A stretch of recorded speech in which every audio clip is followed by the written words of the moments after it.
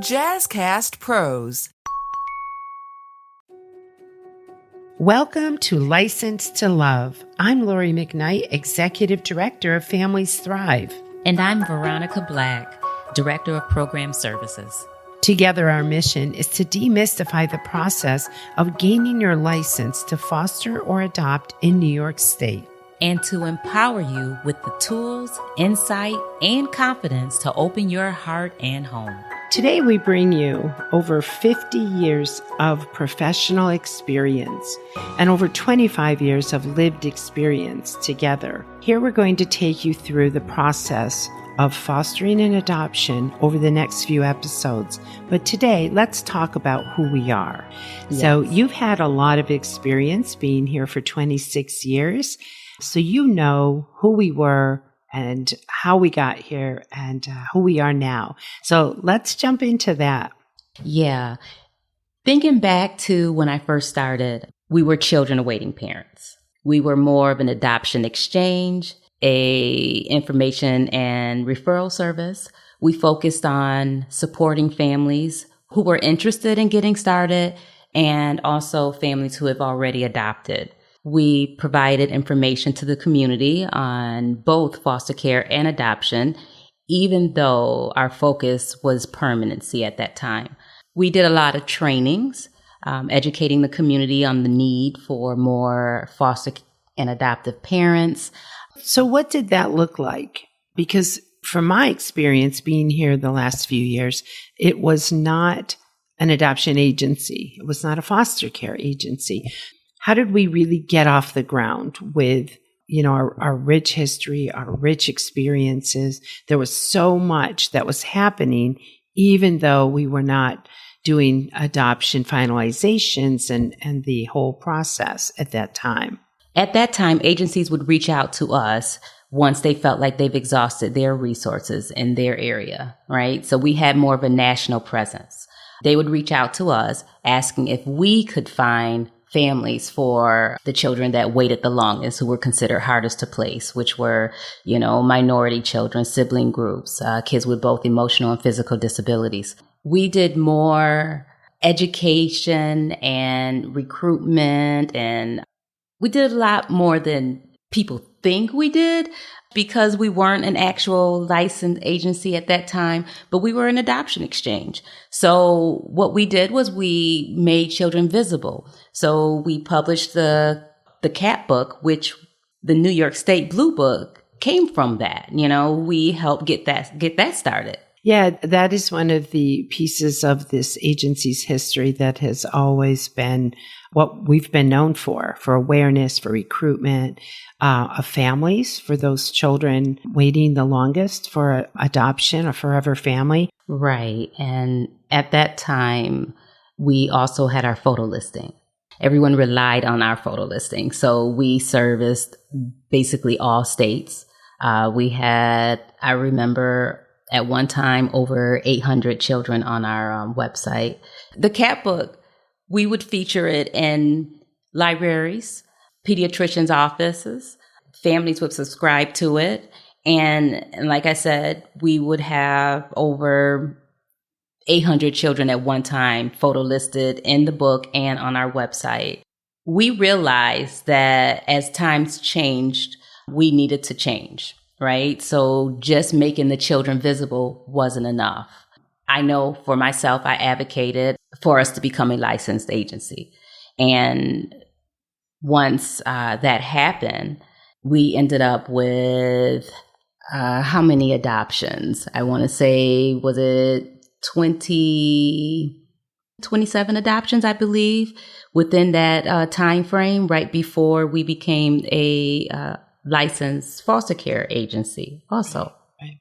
Yeah. So at my arrival in 2018, you had just become a licensed adoption agency, and we needed to kickstart things. And so we did. You had your first adoption in 2018 on Halloween with the Henry family, and that was such an exciting thing to see happen. So I think in 2019, we really jumped in. Like, we knew we needed to do so much more. more. So we started getting contracts. We started building relations across New York State, and we became pretty successful. When we projected our first year that we would have 10 children adopted, we did. And though we were really excited as we entered 2020, and we all know what happened in 2020, that was the most difficult time frame of all. And our adoptions dwindled a little bit because you couldn't place children then. But as we continued to move forward back into 21, 22, taking on a whole new location and new building for the agency, we did see the adoption rate increase again. It seemed through the pandemic, people wanted to adopt. Whatever we were doing and whatever was happening, kids were becoming more visible, I think, than ever before during the pandemic. And I think that's when we really saw a jump, 21 and 22 again. But by then, we realized we need to become foster care. We need to start doing more. We need to be ready sooner for these kids so they don't have to linger in foster care for so long.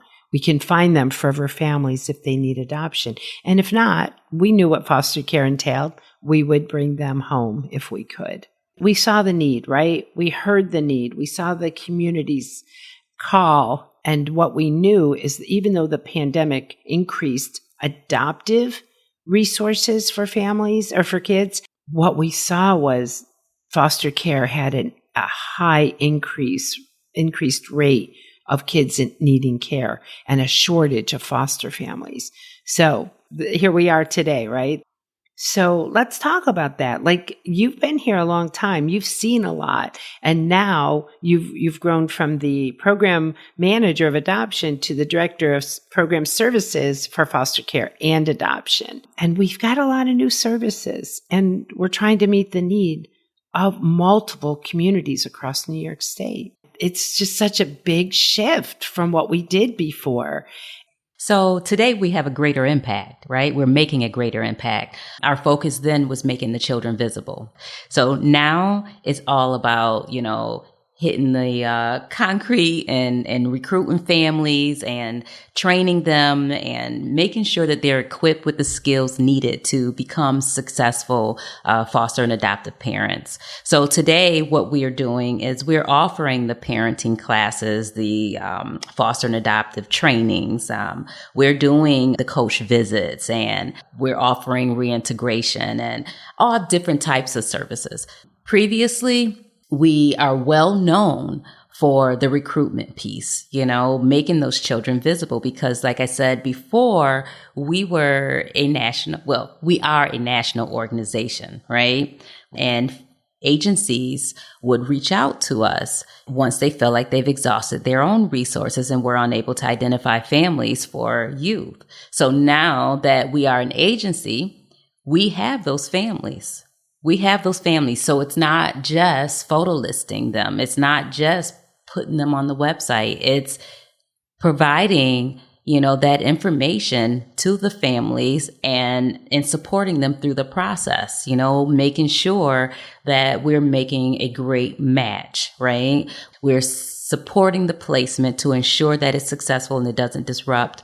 We are doing a slew of different things right now. So it's exciting. It really is. Yeah, there really is so much happening. You mentioned some of the services we have, from the training of the foster families to the support we provide. And we provide intense support pre and post, whether it's adoption or foster care. And now we've adopted some of the models like coach visitation and instead of supervised visitation, and family team meetings to help families, whether they're foster or foster and birth families, working together to ensure the child's safety, permanency. And we're building relationships between foster parents and birth parents to the best of our ability, so that there is a support system or a support network for those families when the child goes home. Because, of course, in New York State, our goal is always to reunite a family. And we know that happens frequently, but it doesn't happen frequently. And so the services we're providing and how we're training our foster parents to work with this is so crucial. Right. So our next episode, we're going to get into the process, right? Informational meetings, how to get started, stuff like that. But what I want everyone to know is that we focus on the family strength, right? The child's needs and the family's strength, making sure we're making a really good match. That's our focus. So what separates us from all the other agencies is that we don't focus on the availability of a bed. That's not how we place kids.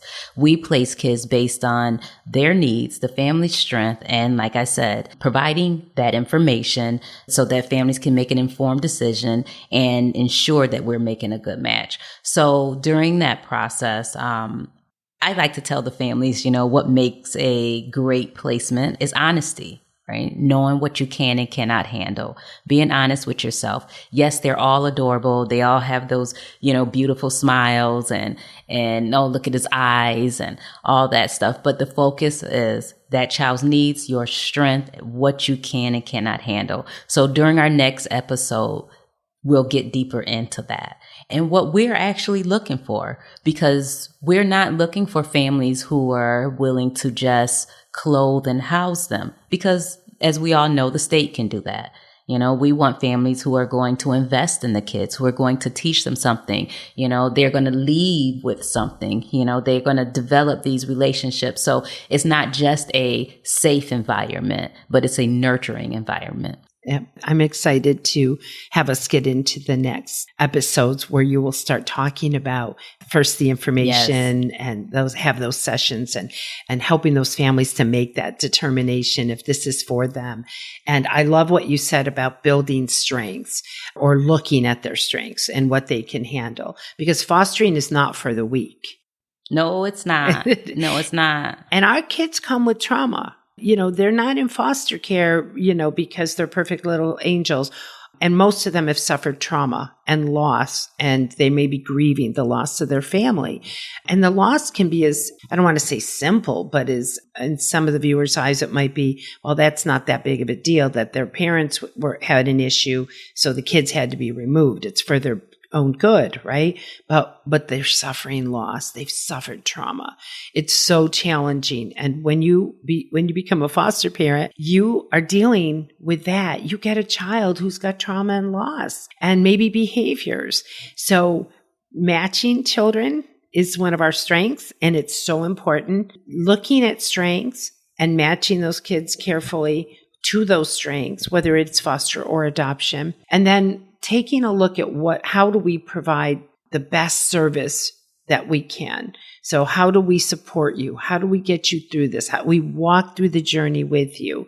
And this agency has grown and changed to the point of we don't look at, we've got to have 50 kids in care. We look at both our sites, and we're small. We're very small still, but both of our sites are focused on what's best for the child and the family. So the services your program provides is focused on that. We don't have to be the biggest agency in town, and we're not trying to be. What we're trying to do is all work together for the common good of those children who are suffering trauma and loss, and giving them a safe, nurturing environment where they can hopefully progress, maybe heal a little bit. And then we can work with those parents, foster and birth, to create a really positive relationship where these kids can safely go back home, and together with our services and our foster parents, they have a network of support, and that everything works out much better than when the child came in. So your services are so important, and how you provide them. And when you get into the info session next week, I think it'll be great to talk about here's who does what in our agency, because we're kind of talking at a higher level right now, but I can't wait till you get into the depth of it. And I don't know if everyone else knows this, but our listeners probably know or should know that you're the queen of home finding and adoption and recruitment. And so when we hear a little more from you about that, I think it's really going to open the eyes of listeners. And I really hope it if nothing else, even if people say, that's not for me, if nothing else, you now understand what fostering is about. And we are going to dispel myths, because there are myths out there. And so that's our next goal. Hopefully today we've given the listeners an idea of what who we were, what we did, and who we are now, and what we do. Families Thrive is still not on the map because everyone is asking, who is that? So we keep saying we were children awaiting parents, but we're not who they were. We're not just adoption and all the things you talked about. Now we're full service. We're foster care. We have a Wendy's wonderful kids program and crisis intervention and counseling services and family team meetings and things like that just are so beneficial to the families and the children. So hopefully we gave our listeners a little insight on who we are now, what we do, and they'll join us for the next episode, which will start taking us through the foster care journey. Yes. Thank you for listening to License to Love on Jazzcast Pro Podcasts.